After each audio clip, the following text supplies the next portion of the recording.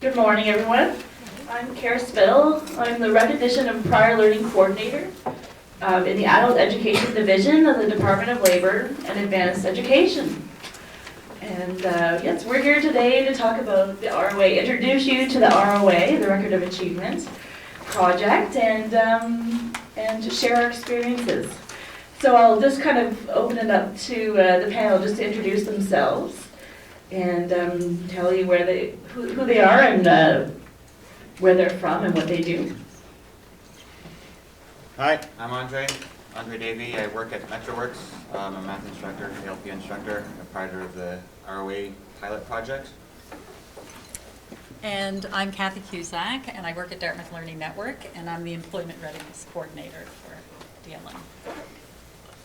Hello, I'm Andrea McGregor. I am a teacher with the Department of Justice, and I actually work at the new Northeast Nova Scotia Correctional Facility. Hi, I'm Mary Goya. I'm the faculty lead for NSCC in the ROA pilot project.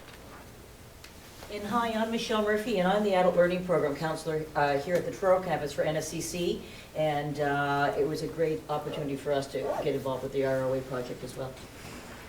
So can everybody hear the people on the panel? At the very back, you're good? All right. So yes, we're here to introduce you to the Record of Achievement project. To elaborate on the underlying concepts of the project, the focus on increasing labor force participation in Nova Scotia, to talk a little bit about the recognizing prior learning, the recognition of prior learning, RPL, and to talk about the importance of focusing on employability skills.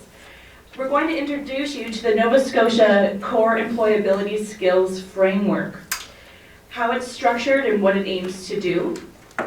We'll talk about the Record of Achievement project, Excel, and we'll introduce you to the idea of what it actually is and how we're working through that problem at present.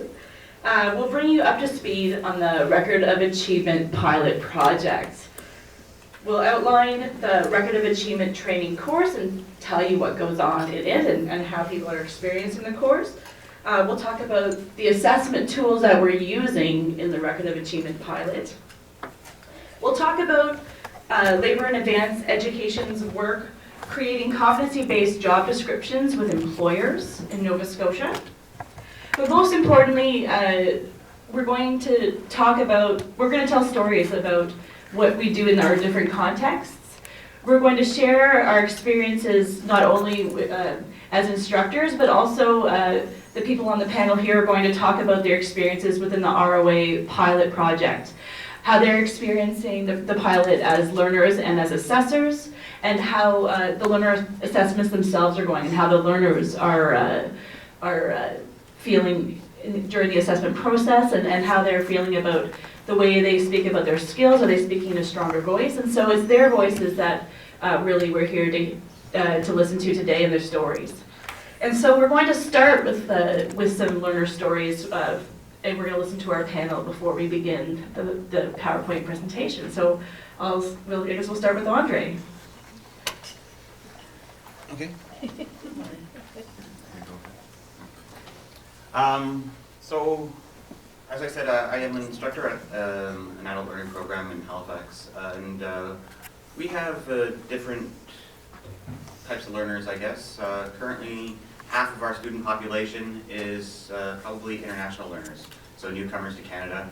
And I wanted them to take part of the ROA project, pilot project, to see how feasible it is for someone who's learning English as an additional language to take part in this project. So when talking to some of those learners, what they had to say was that right now, some of them, they're too old to give the time commitment of 2+ years to continue into the completion of the adult learning program, to finish up and get their adult high school diploma. That wasn't their interest. Their interest was to get a job as quickly as possible, that they didn't want to take that extra time, that they didn't have the time, either their age or in their place in life, for that time commitment. So they were really looking for a faster way to get to seek gainful employment. And so I'm hoping that the ROA can provide something for them. There's been talk of GED as an alternative, but for them, really, they're looking for some faster way that doesn't necessarily include getting the high school diploma from the ALP program.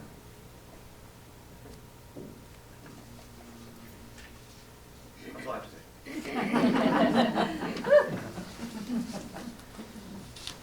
Kathy?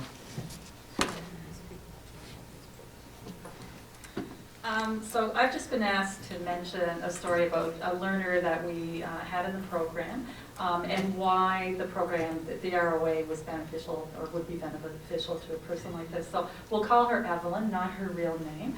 But Evelyn was referred to our program through the GED instructor.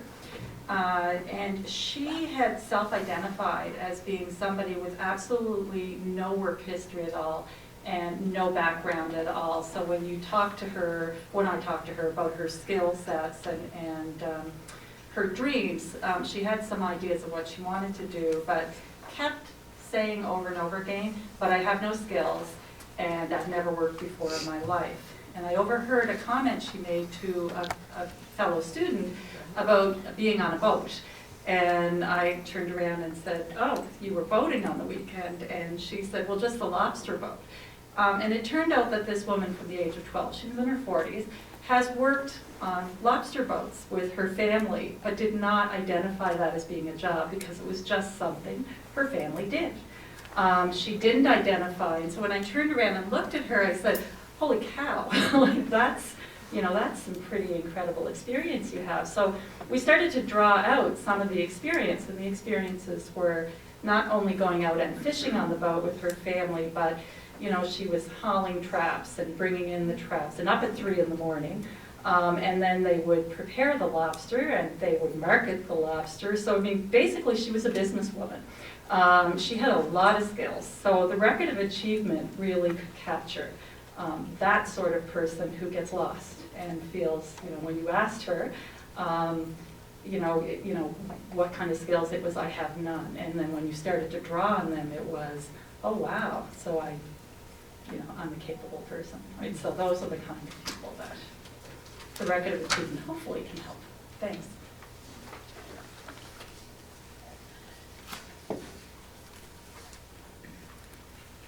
Hello, I'm fairly new to this whole thing.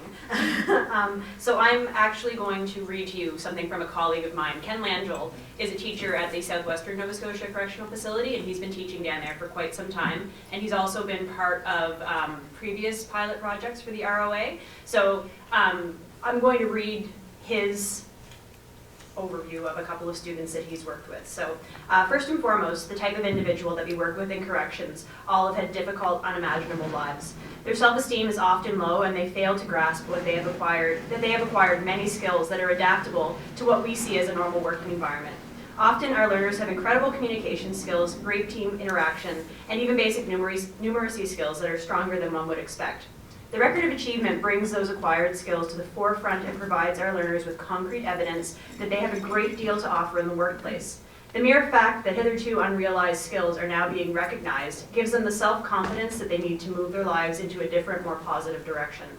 For example, when the last pilot through the Prior Learning Centre in 2013 was undertaken at the Southwest Nova Scotia Correctional Facility, we dealt with several learners with a range of backgrounds. One we'll call AB. AB was a quiet gentleman in his 40s. He was a very hard worker and as a result was one of the trustees who worked in cleaning and in the kitchen. We have work programs in the correctional facilities, so he was a trustee in that. He was identified as an excellent candidate and started the process within the ROA parameters. We quickly realized that AB was illiterate. He could only read and write his name. His basic numeracy skills were very sketchy at the best. But during the ROA interview process, it became very apparent that he had amassed incredible skills. As it turned out, he was one of the best gas line fitters in Ontario. Conversations with his employers proved this, and they were willing to rehire him, quote unquote, in a heartbeat. As soon as he was released, one employer noted that his work was impeccable, accurate to a point that even an engineer would be envious of. His dedication and leadership on projects was incredible, so who would have thought? The ROA meant a great deal to AB in that, for the first time, his employability skills were identified and given strong evidentiary foundation by an independent assessor. Today, he continues to thrive in the workplace. Another similar case involved a young man named CD, who was a scallop fisherman. Although his numeracy and literacy skills exceeded those of AB, CD was much younger and thus did not have the workplace experience. But again, through the ROA process, his employability skills were extremely strong. He had a solid work ethic, he was a hard worker, highly dependable, and had strong communication skills. He did not realize the strengths that he possessed, and he was so impressed when he saw the end documentation. And he again continues to thrive in the workplace. In both AB and CD's cases, they will probably never achieve a grade 12 or a GED. They lack the basic numeracy and literacy skills and do not have the interest or the time to actually achieve these. But through the ROA process, they were greatly encouraged and may someday, we hope, strengthen their skills in those areas. This year, with the new ROA pilot project, we have new tools such as ESAT and CAMERA that assist us in determining learners' employability skills, along with their literacy and numeracy skills. Although the latter is very important, the former is of greater significance to our learners. Presently, we have conducted ESATs of about 12 learners, and all of them are so impressed in seeing that their skills and abilities they possess. Many of the others are requesting this assessment as well. So the ROA really gives our learners a chance to pause and rethink their lives and where they're going in future years, and it gives them something that they have not had in their troubled lives very much of, and that is some hope. Me personally, again, I have also been working briefly on the ROA pilot project. The big thing that I see in my facility is that everybody that I run into who wants to get into the education program, I would say probably 95% of them say, I need a GED, I have to get my GED. The GED is what I need to get a better job, to improve my skills, to go out and find employment. The reality is though, whether it's a time commitment or the academic skill levels that they're currently at, it's not always a feasible option. So I hope to see the ROA as, you know, another alternative for these guys and women also, who just don't have the time, maybe don't have those academic abilities or the time to develop those academic abilities. And so I really, really do hope that employers and that we as, you know, departments can get this put together. Thank you.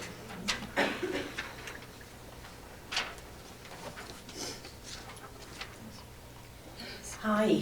The context of the learner story that I have comes from, we work at the community college with level 3 and 4 levels of learning. So the ultimate goal for most of the students who come into our program is to graduate with a high school graduation diploma, a full diploma. So they've chosen this route as opposed to trying the GED route, and so the academic work that is created, you know, for them, or that's put out in front of them is designed by the same people who designed the public school system, as you know. So we really have the outcomes that they have to meet, and so we see a lot of people that come in to the program with a big dream of you know, finishing their grade 12 high school diploma, and then as they continue through that journey of finishing that off, they decide that they want to go on to something at a post-secondary level. And oftentimes, I guess the learner story that grabbed me in terms of, had I had this opportunity to work through this project a year earlier or 2 years earlier, I would have engaged this student in the process with us. It's a female, had worked through some level 1, 2, had joined the level 3 program with us, and really saw herself, you know, finishing grade 12. And she had a very, very rough upbringing, lots of abuse, institutionalized for a while with regard to some mental health concerns that had come from the abuse that she had suffered. She saw herself as being somebody someday, and she didn't know how she was going to get there, but she was going to do that. And we said, okay, well, let's start this out in a gentle way. Let's give you 1 or 2 credits or courses to start with, see how you're managing that. Let's break it down. We'll do some regular check-ins. It soon became quite apparent that her comprehension level was something that was going to really interfere with her success to get to that final goal of grade 12. And so we worked really hard over about a year and a half with her to see if we could develop that and support her in a lot of the ways that we can do that. We had a psychoed assessment done. We offered her support through tutoring, extra class time, and that kind of thing, just to see how far she was able to kind of manage the level of work that we offered. And in the end, we had demonstrated that we had given as many supports, I guess, as we felt that we had to offer her. And it really wasn't where she wasn't getting at all close to where she wanted to be. And so we started to have the tough conversation of what are the other options. And the other options, her mom had cleaned all her life. And this lady didn't want to be a cleaner. She didn't want to clean. Her mom had taken her as a child when she was in her care for brief periods of time to clean, and she just didn't want to do that. So we looked at what the other options were, and had we had the ROA available to us at that time, or just even an opportunity to demonstrate her strengths and her skills that she had to offer, I can say that to her, and I did say those things to her.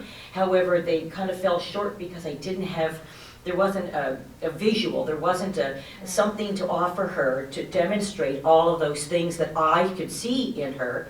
And I know that she would have greatly benefited from walking away from a process such as this, with something, with a wheel of skills and strengths, that areas that she could work on, areas that she was good to go with already, and things that that she really knew that, I guess we talked about sometimes you think that you want to be somewhere, but you have to be realistic about what your ability is and does it match that. So those are a lot of tough conversations we have in the program level that we're at.